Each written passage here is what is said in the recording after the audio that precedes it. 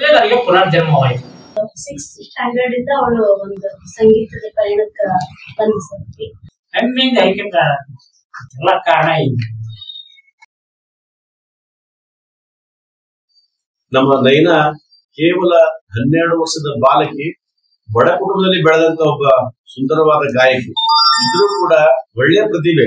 ಹಾಗಾಗಿ ಚಿಕ್ಕ ವಯಸ್ಸಿನಿಂದಲೇ ಸಂಗೀತದ ಗೀಳನ್ನು ಅಂಟಿಸಿಕೊಂಡು ಸುಂದರವಾಗಿ ಹಾಡ್ತಾ ಮೂಲ ಕಾರಣ ಅವ್ರ ಅವರು ಕೂಡ ಸಂಗೀತಗಾರ. ಅದಕ್ಕೆ ಆಕೆಗೆ ಸಂಗೀತ ಒಲಿದು ಬಂದಿದ್ದು, ಚಿಕ್ಕ ವಯಸ್ಸಿನಲ್ಲಿ ಒಲಿದು ಬಂದಿದ್ದು ಬಹಳ ನಮ್ಗೆ ಹೆಮ್ಮೆಯ ವಿಷಯ ಅನಿಸ್ತಾ ಇದೆ.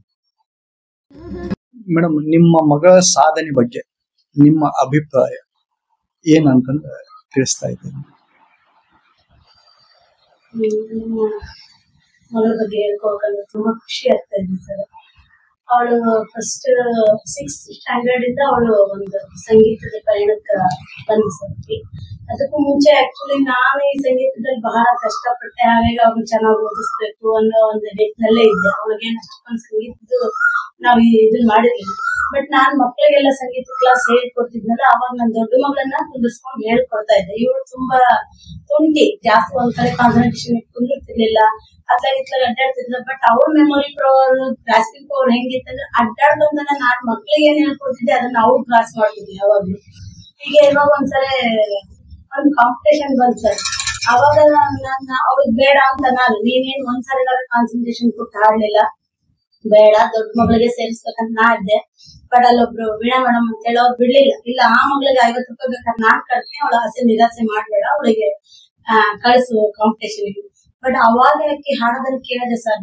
ನಾನು ಅಲ್ಲಿವರೆಗೂ ಆಕಿಗೆ ಕಡೆ ಲಕ್ಷನೂ ಕೊಟ್ಟಿರ್ಲಿಲ್ಲ. ಸುಮ್ಮನೆ ನಾನೇನೋ ನನ್ ದುಡಿಮೇನೋ ನನ್ ಕ್ಲಾಸ್ ಏನೋ ಹಿಂಗೆ ಹೋಗ್ತಾ ಇರ್ತೀನಿ ಜೀವನ.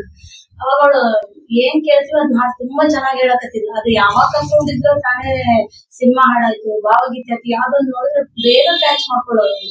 ಅವಾಗ ಅವಳು ಹಾಡಿದ ಮೇಲೆ ನಾನಿಗೆ ಇವಳು ಚೆನ್ನಾಗ್ ಆಡ್ತಾಳಲ್ಲ ಅಂತೇಳಿ ಅವಾಗ ಶರಣಪ್ಪ ಕುಸದ್ ಅಂತೇಳಿ ಈ ಊರಲ್ಲಿ ಒಳ್ಳೆ ಗಾಯಕರು ಅವ್ರು ಕೂಡ, ಅವ್ರ ಹತ್ರ ಹೋದೆ. ಮುಂದೆ ಕಾಂಪಿಟೇಷನ್ ಇದೆ, ಇವಳು ಚೆನ್ನಾಗ್ ಹಾಡ್ತಾ ಇದ್ದಾಳನ್ನ ಸ್ವಲ್ಪ ನೋಡ್ಬೇಕು. ಅವರೆಲ್ಲ ಕರೋಕೆ ಗಿರೋಕೆ ಹಾಡ್ತಾ ಇದ್ರು ಸಾಂಗ್ಸ್. ಅವಾಗ ಅಲ್ಲಿ ಹೋಗಿದ್ಮೇಲೆ ಅವ್ರು ನೈನಾ ನಿಂಗೆ ಅದು ಬರುತ್ತಾ, ನೈನಾ ನಿಂಗೆ ಇದು ಬರುತ್ತಾ ಅಂತ ಕೇಳ್ತಾ ಹೋದಂಗಲ್ಲ ಇವಳು ಹಳೆಯ ಹಾಡುಗಳನ್ನೆಲ್ಲ ಹೇಳ್ತಾ ಹೋದ್ಲು. ಅವಾಗ ತುಂಬಾ ಖುಷಿ ಆಯ್ತು, ಇಷ್ಟೊಂದು ಹಾಡ್ತಾಳ ನನ್ ಮಗಳು. ಅವಳು ಯಾವಾಗ ಕಲ್ತಿದ್ದಂದ್ರೆ ನನ್ನ ತವ್ರ ಮನೇಲಿ ಕೂಡ ನಮ್ಮ ಅಣ್ಣವರೆಲ್ಲ ಹಾಡ್ತಾ ಇದ್ರು ಸರ್. ಅಲ್ಲಿ ಹಾಡುವಾಗ ರಜೆಕ್ ಹೋದಾಗ ಅವ್ರ ಜೊತೆಗೆಲ್ಲ ಹಾಡಿ ಬರ್ತಿದ್ಲಕ್ಕೆ. ನಾನು ಅದ್ರ ಬಗ್ಗೆ ಅಷ್ಟು ಕಾನ್ಸಂಟ್ರೇಷನ್ ಕೊಡ್ತಿರ್ಲಿಲ್ಲ. ಇವಾಗ ಇವಳು ಯಾವಾಗ ಹಾಡ್ತಾಳ ಅಂತ ಅಂದ್ರೆ ಅದನ್ನ ನಾವು ಅವಳಿಗೆ ಹಾಡಕ್ ಶುರು ಮಾಡಿದ್ವಿ ಸರ್.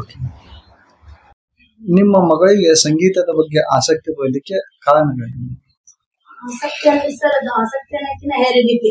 ಅವಳು ಸುಮ್ನೆ ಆಡ್ತಾ ಇದ್ಲು. ಯಾವಾಗ ನಾವೆಲ್ಲ ಈ ಕಾಂಪಿಟೇಷನ್ ಹೋದ್ಲು ಅಂತ ಅಂದ ಮೇಲೆ ಅವಳಿಗೆ ಸಂಗೀತದ ಬಗ್ಗೆ ಇಂಟ್ರೆಸ್ಟ್ ಬಂತು. ಯಾಕಂದ್ರೆ ಕಾಂಪಿಟೇಷನ್ ಅಲ್ಲಿ ಪಾರ್ಟಿಸಿಪೇಟ್ ಮಾಡಿದಾಗೆಲ್ಲ ಅವಳಿಗೆ ಪ್ರೈಸ್ ಗಳು ಬರಕ್ ಶುರು ನೀವು ಹೆರಿಡಿಟಿ ಅಂದ್ರೆ ಹೆರಿಡಿಟಿ ಅಂದ್ರೆ ಹೆಂಗೆ? ಹೆರಿಡಿಟಿ ಅಂದ್ರೆ ನನ್ನ ತಂದೆ ಸಹ ಸಂಗೀತ ಅಕಾಡೆಮಿ ಸದಸ್ಯರಿದ್ರು ಸರ್. ನನ್ನ ತಂದೆ ಅಕ್ಕಸಾಲಿ ಕಾಳಪ್ಪ ಅಂತ ಹೇಳಿ ಕುವಿನಡಗ್ಲಿ ನನ್ನ ತಂದೆ ಅವ್ರು ಇದ್ದಿದ್ರು. ಅವ್ರು ಮೂಲತಃ ಮುನ್ಸಿಪಲ್ ಎಂಪ್ಲಾಯ್ ಇದ್ರು ಸರ್. ಬಟ್ ಅವ್ರ ಹಾಬಿ ಸಂಗೀತ ಆಗಿತ್ತು. ಅವರು 30 ವರ್ಷಗಳಿಂದಲೂ ಅವರು ನಾಟಕ ಡೈರೆಕ್ಷನ್ ಮಾಡ್ತಾ ಇದ್ರು, ಅವ್ರಿಗೆ ತಬಲಾ ನುಡಿಸ್ತಾ ಇದ್ರು, ಹಾರ್ಮೋನಿಯಂ ಬಾರಿಸ್ತಾ ಇದ್ರು. ಹಾಗಾಗಿ ಅವ್ರಿಗೆ ಅವರಿಂದ ಅವ್ರುಗಳು ಸಂಗೀತದಲ್ಲಿ ತುಂಬಾ. ಆಮೇಲೆ ನನ್ನ ಸಹೋದರರೆಲ್ಲರೂ ಆಲ್ಮೋಸ್ಟ್ 30% ಮನೇಲಿ ಎಲ್ಲರೂ ಹಾಡ್ತಾರೆ, ತಬಲಾ ಬಾರಿಸ್ತಾರೆ, ವೈಲಿನ್ ನುಡಿಸ್ತಾರೆ, ಫ್ಲೂಟ್ ಬಾರಿಸ್ತಾರೆ. ನನ್ನ ತವ್ರ ಮನೆ ಸಂಗೀತದ ಮನೆತನ. ಅಂದ್ರೆ ನಿಮ್ ಕಡೆದ ಅಷ್ಟೇ ಜನ ಸಂಗೀತಕ್ಕೆ ಸಂಬಂಧಪಟ್ಟವ್ರು. ನಿಮ್ಮ ಮನೆ ಹಸ್ಬೆಂಡ್ ಫ್ಯಾಮಿಲಿಯಲ್ಲಿ ಸಂಗೀತಕ್ಕೆ ಇದು ಮಾಡೋದು ಯಾರಿಲ್ಲ? ಹಸ್ಬೆಂಡ್ ಫ್ಯಾಮಿಲಿ ಅಂದ್ರೆ ಸಂಗೀತ ಅಷ್ಟೇನ್ ಬರ್ತಿರ್ಲಿಲ್ಲ ಸರ್. ಆದ್ರೆ ನಮ್ಮ ಮಾವರು ಅಂದ್ರೆ ನಮ್ಮ ಮನೆಯವ್ರ ಅಪ್ಪ ತುಂಬಾ ಸಪೋರ್ಟಿವ್. ಅವರು ಸ್ವಲ್ಪ ತಬಲಾ ನುಡಿಸ್ತಾ ಇದ್ರು, ಆದ್ರೆ ತುಂಬಾ ಆಸಕ್ತಿ ಇತ್ತು. ನಾನ್ ಹಾಡ್ತೀನಿ ಅಂತ ಬಹಳ ಖುಷಿ ಪಟ್ಟು. ಅಂದ್ರೆ ನಮ್ ರಿಲೇಷನ್ ಅಲ್ಲೇ ನನ್ನ ಮಾವನ ತಂಗಿ ಮಗಳೇ ನಾನು. ನಮ್ ಮನೇಲಿ ಸಂಗೀತ ಐತಿ ಅನ್ನೋದಕ್ಕೋಸ್ಕರ ಅವ್ರು ತುಂಬಾ ಇಷ್ಟಪಟ್ಟ ನನ್ನ ಸೊಸೆಯಾಗಿ ಮಾಡ್ಕೊಂಡಿದ್ದೀನಿ. ಹಾಗಾಗಿ ಅವ್ರ ಸಪೋರ್ಟಿವ್ ಬಹಳ. ನಿಮ್ಮ ಮಾಮ ಅವ್ರ ಹೆಸರು ದೇವೇಂದ್ರ ಪಾಳವಂಡಿ. ನಿಮ್ಮ ಮನೆಯವರು ಏನ್ ಕೆಲಸ ಮಾಡ್ತಾರೆ ಮತ್ತೆ ನೀವೇನ್ ಕೆಲಸ? ನಮ್ಮ ಮನೆಯವರು ಅವರು ಹಿಂದಿ ಗ್ರೇಡ್ ಆಗಿತ್ತು ಸರ್. ಅವರು ಪ್ರೈವೇಟ್ ಸ್ಕೂಲ್ಗಳಲ್ಲಿ ಹಿಂದಿ ಟೀಚರ್ ಆಗಿ ವರ್ಕ್ ಮಾಡ್ತಾ ಇದ್ರು. ಅಂದ್ರೆ ಸ್ವಲ್ಪ ದಿವಸ ಅಳಗುಂಡಿಯಲ್ಲಿ ಮಾಡಿದ್ರು, ಸ್ವಲ್ಪ ದಿವಸ ಇಲ್ಲಿ ಅನ್ನದಾನೇಶ್ವರ ಇಂಗ್ಲಿಷ್ ಮೀಡಿಯಂ ಅಲ್ಲಿ ಕೆಲಸ ಮಾಡಿದ್ರು. ನಂತರ ಹುಲಿಗಿ ಹತ್ರ ಬರೋಕ ಇಂಗ್ಲಿಷ್ ಮೀಡಿಯಂ ಅಲ್ಲಿ ಕೆಲಸ ಮಾಡ್ತಿದ್ರು. ಆಮೇಲೆ ಅವ್ರ ಅನಾರೋಗ್ಯದಿಂದ ಕೆಲಸ ಬಿಟ್ರು ಸರ್. ನಾನು ಕೂಡ ಈಗ 17 ವರ್ಷ ಆಯ್ತು ಸರ್. ನಾನು ಜಗತ್ತೂರು ತೋಂಟದಾರ್ಯ CBSE ಸ್ಕೂಲಲ್ಲಿ ಮ್ಯೂಸಿಕ್ ಟೀಚರ್ ಆಗಿ ವರ್ಕ್ ಮಾಡ್ತೀನಿ. ಅನಾರೋಗ್ಯ ಅಂತಂದ್ರೆ ಯಾವ ಟೈಪ್? ಅಂದ್ರೆ ಸರ್ ನಮ್ಮ ಮನೆಯವರ ತಂದೆಯವರು ಅಂದ್ರೆ ನಮ್ಮ ಮಾವರಿಗೆ ತುಂಬಾ ಆರಾಮಿಲ್ಲ ಸರ್. ಅವ್ರನ್ನ ನೋಡ್ಕೊಳ್ಳೋಕೋಸ್ಕರ ಅವರು ತಮ್ಮ ಕೆಲಸನ ಬಿಟ್ಟು ಬಂದ್ರು. ಬಟ್ ಏನಂದ್ರೆ ನಮ್ಮ ಮಾವರಿಗೆ ಕ್ಯಾನ್ಸರ್, ಥ್ರೋಟ್ ಕ್ಯಾನ್ಸರ್ ಇತ್ತು ಸರ್. ಅವರಿಗೆ ಅವರ 1 ತಿಂಗಳಷ್ಟೇ ರಜೆ ತಗೊಂಡ್ ಬಂದಿದ್ರು. ತಿರ್ಗಾ ಅವ್ರಿಗೆ ಹೋಗಕ್ ಆಗ್ಲಿಲ್ಲ. ಅವ್ರ ಅನಾರೋಗ್ಯದ ಕಡೆ ಮತ್ತೆ ನಾವು ಹುಬ್ಳಿಯಲ್ಲೆಲ್ಲ ಅಡ್ಮಿಟ್ ಮಾಡಿದ್ವಿ. ಅವ್ರು ಹೋಗ್ತಾ ಹೋಗ್ತಾ 3 ತಿಂಗಳ 4 ತಿಂಗಳ ಆಯ್ತು ನಮ್ಮ ಅವ್ರಿಗೆ ಆರಾಮಿಲ್ಲಂಗಾಗಿ. ಆಮೇಲೆ ಅವರು ತೀರ್ಕೊಂಡ್ರು ಸರ್ ಆರಾಮಿದ್ದಕ್ಕೆ. ಇವರು ತಿರ್ಗಾ ಒಳ್ಳೆ ಕೆಲ್ಸಕ್ಕೆ ಹೋಗಕ್ ಆಗ್ಲಿಲ್ಲ. ಅಲ್ಲಿಂದ ಬಿಟ್ರು. ಅದಾಗಕ್ಕೆ ಲಾಕ್ ಡೌನ್ ಅಂತ ಬಂದ್ ಸರ್. ಅವಾಗಿಂದ ಇವ್ರು ಸ್ವಲ್ಪ ಮನೆಯಲ್ಲೇ ಇರಕತ್ಬಿಟ್ರು. ಹಂಗಾಗಿ ಅವ್ರಿಗೆ ಏನಾಯ್ತು, ನರ್ವ್ಸ್ ವೀಕ್ನೆಸ್ ಬರಕತ್ತಿದ್ರು ಸರ್. ಕಾಲು ಕೈ ಎಲ್ಲ ಒಳ್ಳೆ ಹಿಡಿಯೋದು, ಕೂತ್ರೆ ನಿಲ್ಲಕ್ಕಾಗಲ್ಲ, ನಿಂತ್ರೆ ಕೂಡಕ್ಕಾಗಲ್ಲ. ಈ ಒಂದು ಪರಿಸ್ಥಿತಿ ಅವ್ರಿಗೆ 4 ವರ್ಷ ಫುಲ್ ಬೆಡ್ ರಿಡರ್ ಆಗಿ ಅನುಭವಿಸ್ತಾರೆ. ಅವ್ರ ಟ್ರೀಟ್ಮೆಂಟ್ ಇದನ್ನೆಲ್ಲ ಹೇಗೆ? ಅವ್ರ ಟ್ರೀಟ್ಮೆಂಟ್ ಫಸ್ಟ್ ಎಲ್ಲ ನಾವು ಅವಾಗ ಇವಾಗ ಸ್ವಲ್ಪ ತೋರಿಸ್ತಿದ್ವಿ ಸರ್. ಗದಗಲ್ಲಿ ಒಂದು ಗವರ್ಮೆಂಟ್ ಹಾಸ್ಪಿಟಲ್ 1 ವೀಕ್ ಇದ್ದು ತೋರಿಸ್ಕೊಂಡು ಅವಾಗ ಬ್ಲಡ್ ಕಡಿಮೆ ಇತ್ತಂದ್ರು, ಬ್ಲಡ್ ಹಾಕಿದ್ರು. ಅವಾಗಿನೂ ಅಷ್ಟೇ ನರ್ವ್ಸ್ ವೀಕ್ನೆಸ್ ಇರ್ಲಿಲ್ಲ ಸರ್ ಅವ್ರಿಗೆ. ಅವಾಗ ಇವಾಗ ಸ್ವಲ್ಪ ತೋರಿಸ್ತಿದ್ವಿ. ಯಾವಾಗ ಈ ಲಾಕ್ ಡೌನ್ ಬಂತು ಅವಾಗ ನಾವು ಇವ್ರನ್ನ ಬಾಳ್ ವೀಕ್ ಇರೋದ್ರಿಂದ ನಾವು ಹೊರಗೆ ತೋರ್ಸಕ್ಕೂ ಹೆದರಿಕೆ ಆಯ್ತು. ನಾವು ಕಳಿಸ್ತಿದ್ವಿ. ಇವ್ರು ಮಲಗದಲ್ಲೇ ಮಲ್ಕೊಂಡು ಅವ್ರಿಗೆಲ್ಲ ಈ ತರ ಇದಾಯ್ತು ಸರ್. ಆಮೇಲೆ ಏನೋ ಅಂದ್ರೆ ನಮ್ಮ ಮಗು ಇತ್ತೀಚೆಗೆ ನಮ್ಗೆ ಅವಾಗ ಲಾಕ್ ಡೌನ್ ಅಲ್ಲಿ ತುಂಬಾ ಕಷ್ಟ ಆಯ್ತು ಸರ್. ಯಾಕಂದ್ರೆ ನಂದು ಒಬ್ಬಳದೇ ದುಡಿಮೆ, ನಮ್ಮ ಅತ್ತೆಮ್ಮ, ನಮ್ಮ ಮನೆಯವರು, ನನಗೆ 3 ಜನ ಮಕ್ಕಳು. ಇಷ್ಟದು ನಾವು ಸೇರಿ ಹೆಂಗೊಂದ್ ಜೀವನ ಮಾಡ್ತಿದ್ದೆ. ಅಷ್ಟ್ರಲ್ಲೇ ನಮ್ ನಯನ ಏನ್ ಮಾಡಿದ್ರು, ಅವಳು ಹಾಡಕ್ಕ ರೆಡಿ ಆದ್ಲಲ್ಲ. ಫಸ್ಟ್ 6th ಇವಾಗ ಒಂದ್ಸರಿ ಸರಿಗಮಪ ಆಡಿಷನ್ ಕೊಟ್ಕೊಂಡಿದ್ವಿ ಸರ್. ಅವಳು 2ನೇ ಆಡಿಷನ್ ವರೆಗೂ ಹೋಗಿದ್ರು. ಅಲ್ಲಿಂದ ಆಗ್ಲಿಲ್ಲ, ವಾಪಸ್ ಬಂದ್ವಿ. ಅದಾದ್ಮೇಲೆ 9th ಇವಾಗ ಒಮ್ಮೆ ಎದೆ ತುಂಬಿ ಹಾಡು ಹೋದ್ರು ಸರ್. ಅಲ್ಲಿ ಸೆಲೆಕ್ಟ್ ಆದ್ರು. ಅಲ್ಲಿ 1 ತಿಂಗಳ ಅಷ್ಟೇ ಅವಕಾಶ ಸಿಕ್ತವಳಿಗೆ. ಅಲ್ಲಿಂದ ಮತ್ತೆ ಎಲಿಮಿನೇಷನ್ ಆಗಿ ಬಂದ್ರು. ತಿರ್ಗಾ ಅಷ್ಟಲ್ಲೇ ಅವಳಲ್ಲೇ ತುಂಬಾ ಚೆನ್ನಾಗಿ ಹಾಡ್ತಾಳೆ ಅಂತ ಹೇಳಿ ಊರ ಜನ ತುಂಬಾ ಸಪೋರ್ಟ್ ಮಾಡಿ ಅವಳಿಗೆ ಹಾಡಕ್ ಕರ್ಕೊಂಡು ಹೋಗ್ತಿದ್ರು. ಶರಣಪ್ಪಣ್ಣ ಅವ್ರ ತಮ್ಮ ಆರ್ಕೆಸ್ಟ್ರಾದಲ್ಲಿ ಹೋದಾಗ ಅವ್ರು 1,000, 1,500 ಕೊಡೋರ್ ಏನು ಅದು ಬಂದಿದ್ರಾಗೆ ನಮ್ಮ ಮನೆಯವ್ರಿಗೆ ಎಷ್ಟಾಗ್ತದೆ ಅಷ್ಟು ತೋರ್ಸ್ಕೊಂಡು ಉಳಿದಿತ್ತು. ನಾವು ಮನೆ ಜೀವನ ಸಾಗಿಸ್ಬೇಕು. ಇದು ಆದ್ರೆ ಅಷ್ಟೊಂದು ಕಾಸ್ಟ್ಲಿ ನಮಗೆ ತೋರ್ಸೋದು ಕಷ್ಟ ಆಯ್ತು. ಆದ್ರೆ ಹಿಂಗೆ ಸ್ವಲ್ಪ ತೋರಿಸ್ತಿದ್ವಿ ಸರ್. ಅಷ್ಟೊಂದು ಬಹಳ ಗುಣಮಟ್ಟದಲ್ಲಿ ತೋರ್ಸಕ್ ನಮ್ಗೂ ಕಷ್ಟ ಆಗಿತ್ತು. ಆಮೇಲೆ ಕರ್ಕೊಂಡ್ ಹೋಗೋರು ಮನೆಗೆ ಯಾರು ಇರ್ಲಿಲ್ಲ. ನಾವೆಲ್ಲ ಹೆಣ್ಮಕ್ಳು ಸಣ್ಣವ್ರಿದ್ರು. ಆದ್ರೆ ನನ್ ಮಗಳು ಇದ್ರಾಗೆ ಜಿ ಸರಿಗಮಪ ಸೆಲೆಕ್ಟ್ ಆದ್ವಿ. ನೆಕ್ಸ್ಟ್ ಮತ್ತೆ 10th ಇರುವಾಗ ಸೆಲೆಕ್ಟ್ ಆದ್ವಿ. ನಾವು ಏನೋ ಹೋಗೋಣ ಅನ್ಕೊಂಡು ಶರಣಪ್ಪಣ್ಣ ಬಹಳ ಹೆಲ್ಪ್ ಮಾಡಿದ್ರು. ಆಮೇಲೆ ಊರಲ್ಲಿ ಪ್ರತಿಭಕ್ಕ ಅಂತ ಹೇಳಿ ನಮ್ MLA ರಾಮಕೃಷ್ಣ ಅಂಕಲ್ ಅವ್ರ ಮಗಳು, ಅವ್ರು ಬಹಳ ಸಪೋರ್ಟ್ ಮಾಡಿದ್ರು. ಅಂದ್ರೆ ಅವ್ರಿಗೆ ಕರ್ಕೊಂಡು ಹೋಗೋದು ಬರೋದು ಎಲ್ಲ ಅವ್ರು ಸಪೋರ್ಟ್ ಮಾಡಿದ್ರು. ಹೋಗಿದ್ದು ಸೆಲೆಕ್ಟ್ ಆಗಿದ್ರೆ ಅಣ್ಣ 4 ದಿವಸ ತನಕ ಇದ್ದು ನಮ್ಮನ್ನೆಲ್ಲ ಸೆಟ್ ಮಾಡಿ ಬಂದ್ರು. ಹೀಗೆ ಅವಳ ಕಾರ್ಯಕ್ರಮ ಹೋಗ್ತಾ ಇತ್ತು. ಅದ್ರಲ್ಲಿ ಈಗ ಹೋದಾಗ ಒಂದ್ಸರಿ ಫ್ಯಾಮಿಲಿ ರೌಂಡ್ ಅಂತ ಬಂತು. ಆ ಫ್ಯಾಮಿಲಿ ರೌಂಡ್ ಅಂತ ಬಂದಾಗ ನಾವು ಸರಿಗಮಪದವರು ಇಲ್ಲ ಏನಾಗಿದೆ ಇವ್ರ ತಂದೆ ಅಂತ ಕೇಳಿದಾಗ ನಾನು ಒಬ್ಳೆ ಇದ್ದದನ್ನ ನೋಡಿ ಅವ್ರು ಯಾಕೆ ಇವ್ರ ತಂದೆ ಬಂದಿಲ್ಲ ಅಂತ ಕೇಳಿದ್ರು. ಇಲ್ಲ ಸರ್ ಅವ್ರಿಗೆ ತುಂಬಾ ಆರಾಮಿಲ್ಲ ಅಂತ ಹೇಳಿದಾಗ ಅವರು ಮತ್ ನನ್ ಮಗಳು ತುಂಬಾ ಅಳ್ತಾ ಇದ್ಲು. ಹೇಳ್ತಿದ್ಲಾಕೆ ಎಲ್ಲಾ ಪೇರೆಂಟ್ಸ್ ಹೆಂಗ್ ಬರ್ತಾರೆ ಹಂಗ ನನ್ನ ಅಪ್ಪನು ಬಂದ್ ನನ್ ಹಾಡೋದನ್ನ ನೋಡ್ಬೇಕನ್ನೋ ಆಸೆ ಬಹಳ ಇತ್ತು ಅಂತ ಒಂದು ಎಪಿಸೋಡ್ ಅಲ್ಲಿ ಹೇಳ್ಕೊಂಡಿದ್ಲು. ಆ ಒಂದು ಕಾರಣಕ್ಕ ಕಷ್ಟ ಆದ್ರೂ ಚಿಂತಿಲ್ಲ ಅಂತ ಜಿ ಸರಿಗಮಪದವ್ರು ನಮ್ಮ ಮನೆಯವ್ರನ್ನ ಕಳಿಸ್ಕೊಂಡಾಗ ಇವ್ರನ್ನ ಎಲ್ಲಾ ನೋಡಿದಾಗ ಅಲ್ಲಿ ಒಬ್ರು ಮಂಗಳಾಂಬಿಕೆ ಮೇಡಮ್ ಅಂತ ಹೇಳಿ ಅವ್ರು ಅಮೃತ ಮನೆ ಪ್ರಾಡಕ್ಟ್ ಮ್ಯಾನೇಜ್ಮೆಂಟ್ ಮಾಲೀಕರು, ಸೇಲ್ಸ್ ಮಾಡ್ತಾ ಇದ್ರು ಇದನ್ನ.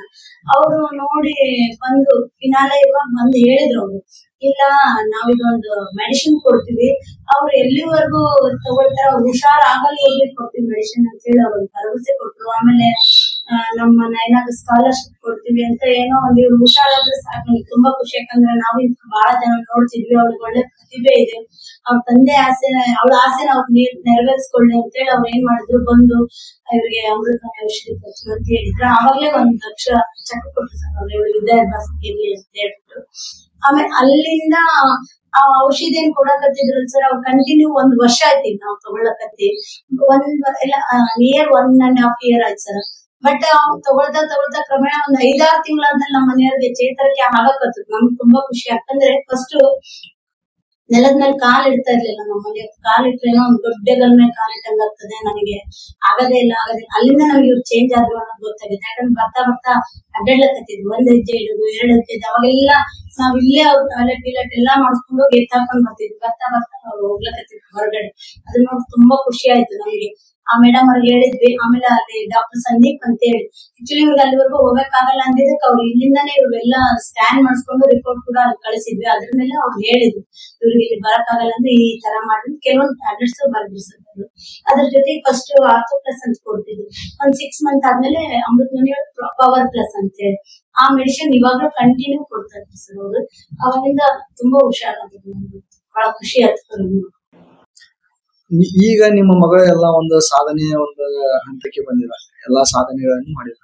ಇದಕ್ಕಿಂತಲೂ ಮುಂಚೆ ನೀವು ಒಂದು ಅತಿ ಕಡಿಮೆ ಒಂದು ಜೀವನ ಮಟ್ಟ ಅಂತಂದ್ರೆ ಒಂದು ಬಡತನದ ಒಂದು ಜೀವನ ಏನಾದ್ರು ಒಂದು ಅಕಸ್ಮಾತ್ ನಿಮ್ಗೆ ಬಂದಿತ್ತಪ್ಪ ಅಂತಂದ್ರೆ ಅದು ಒಂದು ಯಾವ ರೀತಿ ನೀವು ಅದನ್ನ ಎಕ್ಸ್ಪ್ಲೇನ್ ಅಂದ್ರೆ ನಿಮ್ಮ ಅನುಭವಗಳು ಅದ್ರಲ್ಲಿ ಏನಿತ್ತು? ಅಂದ್ರೆ ಸರ್ ಈಗ ನಮ್ಮ ಮನೆಯವ್ರಿಗೆ ಆರಾಮಿಲ್ದಂಗೆ 10 years ಆಯ್ತು. ಅಲ್ಲೇ ನಮ್ಮ ಅವತ್ತು ತಿಳ್ಕೊಂಡ್ರೆ 10 years ಆಯ್ತು. ಅವಾಗ ಮಕ್ಳಿಂದ ಚಿಕ್ಕವರಿದ್ರು ನನ್ ಮಕ್ಳು. ಅವಳೊಬ್ಳು 3rd standard 4th standard ಹಿಂಗಿದ್ರು. ಅವಾಗ ಇವ್ರು ಅವಾಗೇ ಆರಾಮಿಲ್ದಂಗಾಗಿ ಮಲ್ಕೊಂಡ್ರಲ್ಲ. ನಮಗೂ ತುಂಬಾ ಕಷ್ಟ ಸರ್ 3 ಮಕ್ಳನ್ನ ಬೆಳೆಸೋದು ಮಾಡೋದೆಲ್ಲ. ನಾನು ಇನ್ನೇನು ಸ್ಕೂಲ್ ಕೆಲಸ ಮಾಡ್ಕೊಂತ ಜೊತೆಗೆ ಮನೇಲಿ ಕ್ಲಾಸ್ ಮಾಡ್ತಿದ್ದೆ ಸರ್. 1-2 hours ಮ್ಯೂಸಿಕ್ ಕ್ಲಾಸ್ ಮಾಡ್ತಿದ್ದೆ. ಅದಲ್ಲದೆ ಈ ನವರಾತ್ರಿ ಟೈಮ್ ಅಲ್ಲಿ 9 ದಿವಸ ನಾನು ಹಾಡು ಹೇಳಕ್ ಹೋಗ್ತಿದ್ದೆ ದೇವಸ್ಥಾನಗಳಿಗೆ. ಎಷ್ಟು ಸಂಭಾವನೆ? ಅವಾಗೆಲ್ಲ ಸರ್ 6,000 7,000 ಇವಾಗ 8-9 ಸಾವಿರ ಈಗೂ ಹೋಗ್ತಿದ್ದೆ ಸರ್ ಕಂಟಿನ್ಯೂ. ಆಮೇಲೆ ಶ್ರಾವಣ ಮಾಸದಲ್ಲೆಲ್ಲ ಒಂದೊಂದ್ ತಿಂಗಳು ಪುರಾಣಕ್ಕೆ ಹೋಗ್ತಿದ್ದೆ ಸರ್. 1 ತಿಂಗಳು ಹೋದ್ರೆ ನನಗೆ ಒಂದು 10,000 ಇವಾಗ ಹೋಗಿಲ್ಲ ಸರ್ ಇತ್ತೀಚೆಗೆ. ಅವಾಗಷ್ಟೇ ಹೋಗ್ತಿದ್ದೆ. ಈಗ ನಾನು ನಿನ್ನೆ ನವರಾತ್ರಿ ಒಳಗೆ ಹೋಗ್ತಿದ್ದೆ ಸರ್. 8,000. ಆಮೇಲೆ ಕ್ಲಾಸ್, ಆಮೇಲೆ ಎಲ್ಲೇ ಕಾರ್ಯಕ್ರಮ ಇದ್ರು ಬಿಡ್ತಿದ್ವಿ. ನೈಟ್ ಎಲ್ಲ ಎಷ್ಟೊತ್ತಾದ ಕಾರ್ಯಕ್ರಮ ಸಣ್ಣ ಮಕ್ಳನ್ನ ಕಟ್ಕೊಂಡೆ ಹೋಗ್ತಿದ್ದೆ ನಾನು.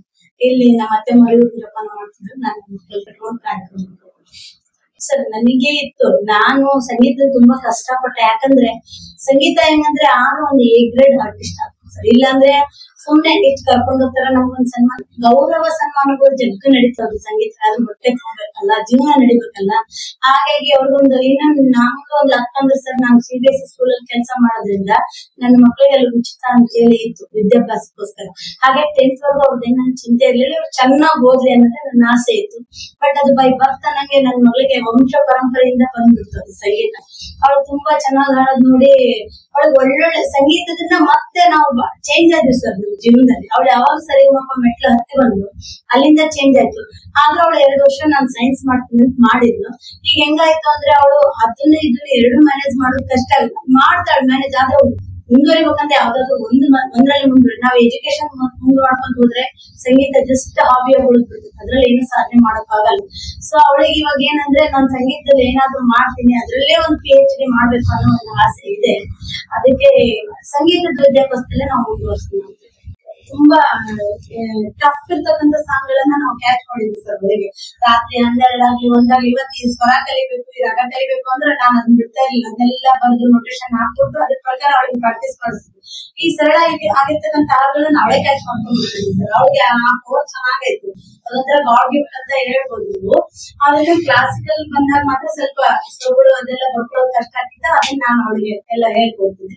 ಆಮೇಲೆ ಯಾವಾಗಾದ್ರೂ ನಾನು ಕ್ಲಾಸ್ ಮಾಡುವಾಗ ಅವಳನ್ನು ಕುಂದಿಸಿ ಕ್ಲಾಸಿಕಲ್ ಸ್ವಲ್ಪ ಬೇಸಿಕ್ ಆಗಿ ಅಂದ್ರೆ ಅಲಂಕಾರಗಳು ಅವೆಲ್ಲ ಹೇಳ್ತಾ ಇದ್ವಿ ಸರ್. ಇನ್ನು ಮೇನ್ ಕ್ಲಾಸ್ ಸ್ಟಾರ್ಟ್ ಆಗಿಲ್ಲ.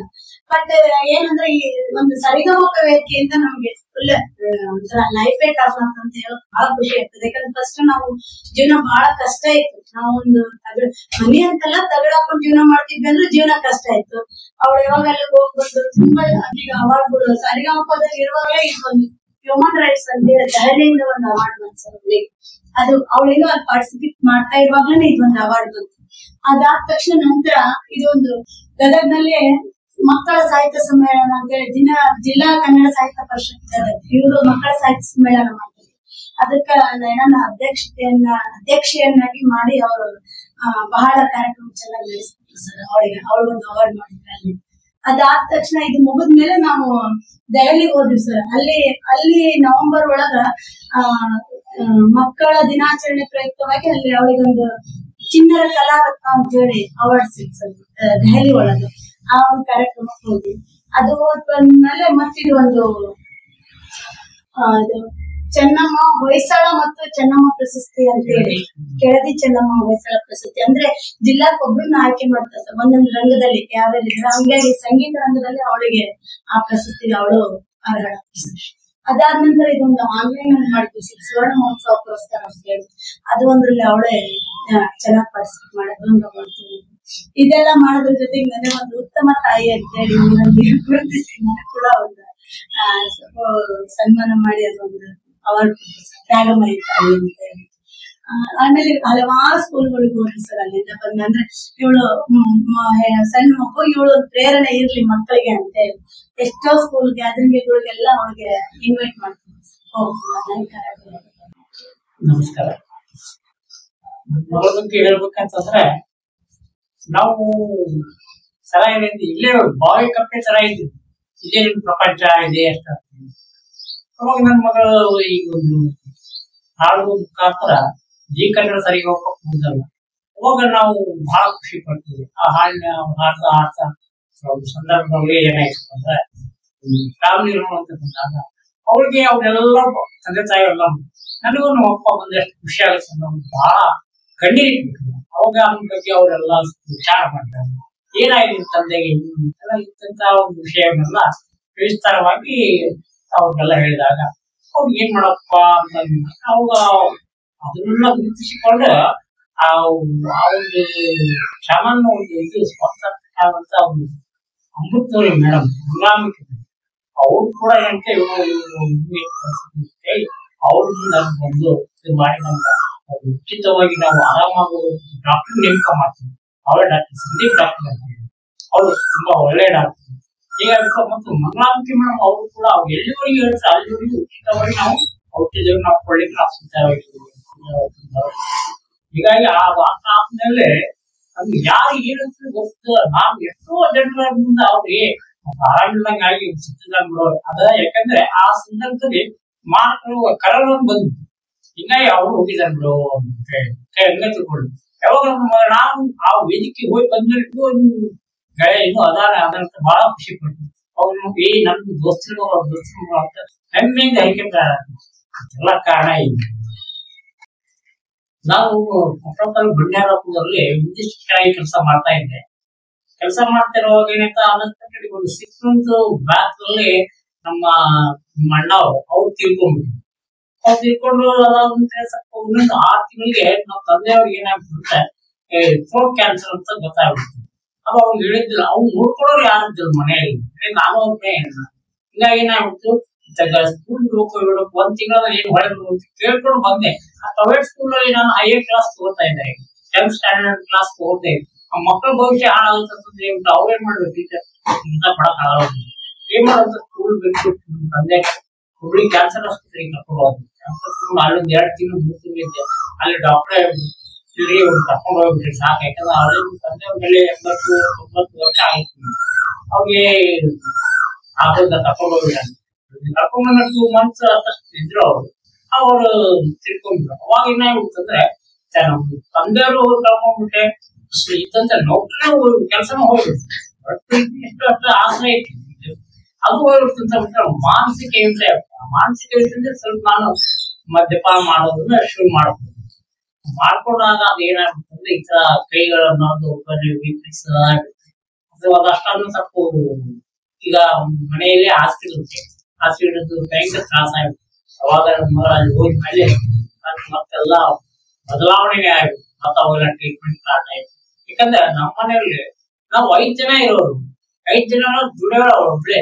ಹಿಂಗಾಗಿ ಮನೆ ನಡೆಯೋದು ತುಂಬಾನೇ ಕಷ್ಟ ಆಗುತ್ತೆ. ಇದೆಲ್ಲ ಒಂದ್ಸಲ ವಿಚಾರ ಮಾಡಿದಾಗ ಮನಸ್ಸಿಗೆ ತುಂಬಾನೇ ಬೇಜಾರು, ಮಾನಸಿಕ ಹಿಂಸೆ ತಳತಳಾಗುತ್ತೆ. ಮತ್ತೇನಾಯ್ತು ಏನೋ ಒಂದು ದೇವ್ರದ ಇಲ್ಲ ಜೀಕರಣ ಹಾಕೋದು ಅಲ್ಲಿಂದ ಸಲಹೆ ಎಷ್ಟೋ ಜನರು ನಮ್ಗೆ ಬಹಳ ತುಂಬಾ ಕಾಣದ ಕೈಗಳು ಅಂತಲ್ಲ ಆ ತರ ಅದನ್ನ ಸಹಾಯ ಮಾಡಿದ್ರು. ಹಾಗಾಗಿ ನಾವು ಪುನರ್ಜನ್ಮ ವೇದಿಕೆ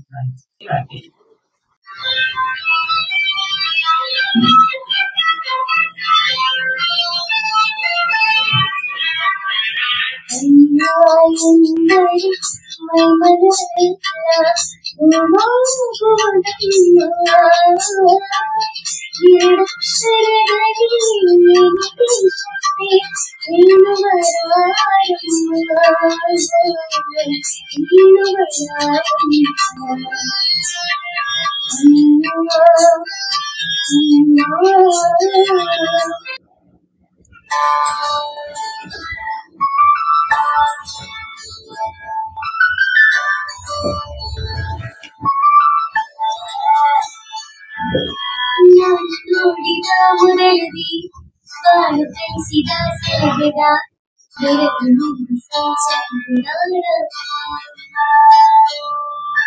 ಹರಿದ ಬೆಳಗಿನ ತೂಲಿಕ ರಾತ್ರಿ ಮನೆಯಲ್ಲಿ ಚೌಕಿದಾರ ಎನ್ನ ತಿಳಿಸುವ ದೊರೆಯು ಈ ಸಿಂಗಾರ ಮನಸ್ಸೇ ಕೋಮಲ ನನ್ನ ಕೊಳಕೈನ ಯಾರಿಲ್ಲ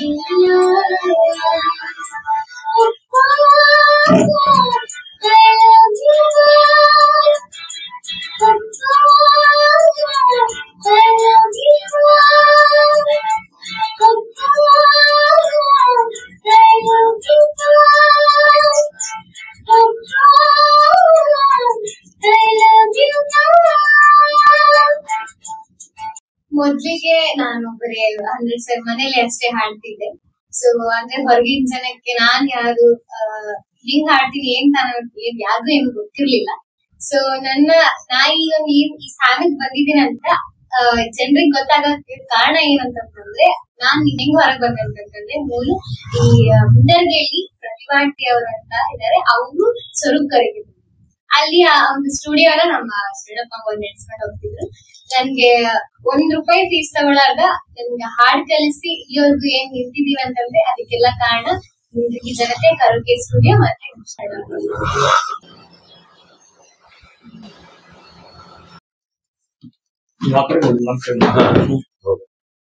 ಕುಟುಂಬ ಹೇಗ್ ಪರಿಚಯ ಅಂದ್ರ ಪರಿಚಯ ಕಾರಣದ ನೈನ. ಮೊದಲಿಗೆಲ್ಲ ನಮ್ಮ ಟೀಚರ್ ಸುಗಮ ಸಂಗೀತ ಗಾಯಕರು ಅವರು JTR CBS ಸ್ಕೂಲಿನ ಸಂಗೀತ ಸೇವೆಯನ್ನು ಮಾಡ್ತಾ ನಮ್ಗೆ ಅವಾಗಲೇ ಪರಿಚಯ ಇದ್ರು. ನಂತರದಲ್ಲಿ ಅವ್ರ ಮಗಳು ಯಾವಾಗ ನಮ್ಗ ಹಾಡೋದು ಗೊತ್ತಾದ ತಕ್ಷಣ ಮತ್ತೆ ಹೆಚ್ಚು ಅವ್ರ ಮೇಲೆ ನಮ್ಗೆ ಬಾಂಧವ್ಯ ಬೆಳೀತು. ಹಾಗಾಗಿ ಕುಟುಂಬದ ಜೊತೆಗೆ ಅವ್ರ ತಾಯಿ, ತಂದೆ, ನೈನ, ಹಾಗಾಗಿ ಅವ್ರ ಕುಟುಂಬದ ಪರಿಚಯ ಆಗಿದ ಕಾರಣದ ಸಂಗೀತ. ಆ ಸಂಗೀತ ನಮ್ಗೆ ಈ ಕುಟುಂಬ ಪರಿಚಯ ಮಾಡ್ಸಂತ ಹೇಳಕ್ ಬಹಳ ಖುಷಿ ಆಗ್ತಾ ಇರೋದು.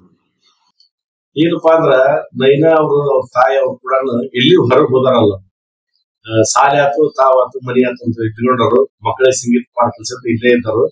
ಅವ್ರ ಮಗಳ ಪ್ರತಿಭೆ ಒಂದ್ಸಲ ನಮ್ಮ ಮನೆಗೆ ಹಾಡಕ್ ಪ್ರಾಕ್ಟೀಸ್ ಮಾಡಕ್ ಬಂದಾಗ ಆ ಹಾಡು ಕೇಳಿ ನಾವು ಬಹಳ ಆಶ್ಚರ್ಯಗೊಂಡ್ವಿ.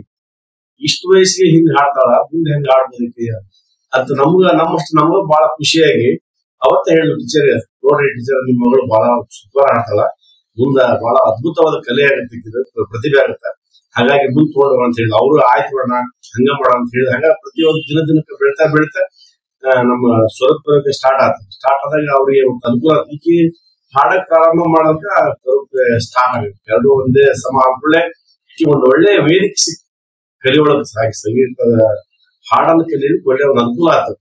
ಅವ್ರ ತಾಯಿಯವರು ಸಂಗೀತ ಬದಲಾದ್ರಿಂದ ಯಾವ್ದ ಹಾಡು ನಾವು ಹೇಳ್ಕೊಟ್ಲೆ ಮರ್ಜನ ಕಲಿಸ್ತಿದ್ರು. ಆಕೆ ಕುತ್ಕೊಂಡು ಬರೀ ಶಾಸ್ತ್ರೀಯ ಸಂಗೀತವಾದ ಹಾಡುಗಳನ್ನು ಅವ್ರ ತಾಯಿಯವರ ಕಲಿಸ್ತಾ ಇದ್ರು. ಹಾಗಾಗಿ ಕಲಿತಾ ಅನೇಕ ಸ್ಪರ್ಧೆಗಳಲ್ಲಿ ಕೂಡ ನಮ್ಮ ನೈನಾ ಭಾಗಿಯಾಗಿತ್ತು. ಧಾರವಾಡದ ಕರೋಕೆ ಆಗ್ಲಿ ಅಥವಾ ಬೈಲೂರಿನಲ್ಲಾಗ್ಲಿ, ಹಾವೇರಿಯಲ್ಲಾಗ್ಲಿ, ಬೆಂಗಳೂರಲ್ಲಾಗ್ಲಿ ಅನೇಕ ಸ್ಪರ್ಧೆಗಳಲ್ಲಿ ಭಾಗವಹಿಸಿದ ನಂತರ ಜೀಕರಣದ ಒಂದು ಅವಕಾಶ ಕೂಡ ನಮ್ಮ ನೈನಾಗ ಒದಗಿ ಬಂದಿದ್ದು ಬಹಳ ಸಂತೋಷ. ಹಾಗಾಗಿ ಆಕೆ ಕೂಡ ನಾನು ಜಿ ವೇದಿಕೆ ಹತ್ತಿತ್ತು ನಾವು ಬಹಳ ಒಂದು ಖುಷಿ ಇದೆ. ಹೂವಿನಿಂದ ನಾವು ಸ್ವರ್ಗ ಸೇರ್ತು ಅನ್ನೋ ಹಾಗೆ ನಮ್ಮ ನೈನಾ ಜೀಕರಣ ವೇದಿಕೆಗೆ ನಮ್ಮನ್ನು ಕೂಡ ಕರ್ಕೊಂಡು ಹೋದಂತ ಹೇಳಕ್ ನಮ್ಗೆ ಬಹಳ ಹೆಮ್ಮೆ ಆಗ್ತಾ ಇದೆ. ಅವ್ರು ಕೂಡ ನಾನು ಒಂದು ವಾರ 15 ದಿನ ಅಲ್ಲೇ ಇದ್ದು ಈಗೆಲ್ಲ ಟ್ರೈನಿಂಗ್ ಕೊಡಿಸಿ ಆಮೇಲೆ ಬಂದ್ವಿ. ಅದೊಂದು ಒಳ್ಳೆ ಅವಿಸ್ಮರಣೀಯ ನಮ್ಗ ವಿಷಯ ಮತ್ತು ಅನುಸುದ್ದಿ ಅಂತ ಹೇಳೋದಕ್ಕೆ ಬಹಳ ಸಂತೋಷ. ಅಂದ್ರ ನಮ್ಗ ಬಹಳ ಜನ ಗಾಯಕರು ಇದ್ರು ನಮ್ಮ ತಂಡದೊಳಗೆ, ಆದ್ರೆ ನೈನೇ ವಿಶೇಷ ಗಾಯಕಿ. ಎಂತ ಹಾಡನ್ನ ಟ್ರಿಪ್ ಮಾಡ್ಕೊಳ್ಳಿ ಅವನ ಹಾಡನ್ನ ಸುಲಲಿತವಾಗಿ ಹಾಡ್ತಾ ಇದ್ರು. ಹಂಗಾಗಿ ಜನಪದ ಹಾಡುಗಳಿಗೆ ಸೈ, ಚಿತ್ರಗೀತೆಗಳು ಸೈ, ಹಿಂದಿ ಹಾಡುಗಳು ಸೈ ಅಂತ ಒಂದು ಪ್ರತಿಭೆ. ಹಾಗಾಗಿ ನಾವು ಅಲ್ಲೆಲ್ಲೇ ಜನಪದ ಕಾರ್ಯಕ್ರಮ ಹೋದಾಗ ನೈನನ್ನು ಕೂಡ ಕರ್ಕೊಂಡು ಹೋಗ್ತಾ ಇದ್ವಿ. ಒಳ್ಳೆ ಒಳ್ಳೆ ಹಾಡುಗಳನ್ನು ಕೂಡ ಕಲಿತಾ ಇದ್ವು. ಆಮೇಲೆ ನಾವು ಮದುವೆ ಕಾರ್ಯಕ್ರಮಗಳು ಬಹಳ ಕಾರ್ಯಕ್ರಮ ಮಾಡ್ತಾ ಇದ್ವಿ. ಮದುವೆ ಆರ್ಕೆಸ್ಟ್ರಾಗಳನ್ನ ಅಂತ ಕಾಲಕ್ಕೂ ಕೂಡ ಬಂದು ನಮ್ ಕೂಡ ಸೇವೆ ಮಾಡ್ತಾ ಇದ್ಲು. ಒಳ್ಳೆ ಒಳ್ಳೆ ಹಾಡು ಕಲಿತಾ ಇದ್ಲು. ನಮ್ ಕೂಡ ಕಲಿತಿದ್ದು ದೊಡ್ಡದಾಗಿ ಮುಂದೆ ಅನುಕೂಲ ಆಯ್ತು. ಕಾಂಪಿಟಿಷನ್ ಕೊಡಕ್ ಬಹಳ ಅನುಕೂಲ ಆಯ್ತು. ಹಾಡುಗಳು ಸಂಗ್ರಹ ಬಹಳ. ಹಾಗಾಗಿ ಜನಪದ ಗೀತೆಗಳನ್ನು ಬಹಳ ಸುಶ್ರಾಯವಾಗಿ ಹಾಡ್ತಾಳೆ, ಅದ್ಭುತವಾಗಿ ಹಾಡ್ತಾಳೆ. ಹಾಗಾಗಿ ನಮ್ ತಂಡದ ಮುಖ್ಯ ಗಾಯಕಿ ಆಗ್ಬಿಟ್ಟಿದ್ಲು ಈಗ. ಹಾಗಾಗಿ ನಮ್ಮ ನೈನಾನ್ ಕೂಡ ಒಬ್ಬ ಒಳ್ಳೆ ಸಂಗೀತ ಗಾಯಕಿ, ಒಳ್ಳೆ ಜನಪದ ಗಾಯಕಿ ಅಂತ ಹೇಳಕ್ ಬಹಳ ಹೆಮ್ಮೆ ಅನಿಸ್ತಾ ಇದೆ. ನಮಸ್ಕಾರ. ನಮ್ಮ ಪ್ರಸಾದ್ ಸರ್ ನಡೆಸುವಂತಿರುವ ಡಿಸ್ಕವರ್ ಇಂಡಿಯಾ ಚಾನೆಲ್, ಇಲ್ಲಿವರೆಗೂ ನಮ್ಮ ಉತ್ತರ ಕರ್ನಾಟಕದ ಜನ ಯಾರು ನೋಡಿಲ್ಲ ಚಾನೆಲ್ ನ, ಎಲ್ಲರೂ ನೋಡ್ರಿ, ಸಬ್ಸ್ಕ್ರೈಬ್ ಮಾಡ್ರಿ, ಶೇರ್ ಮಾಡ್ರಿ. ಒಂದು ಒಳ್ಳೆ ಕಾರ್ಯಕ್ರಮ ಇದು. So thank you.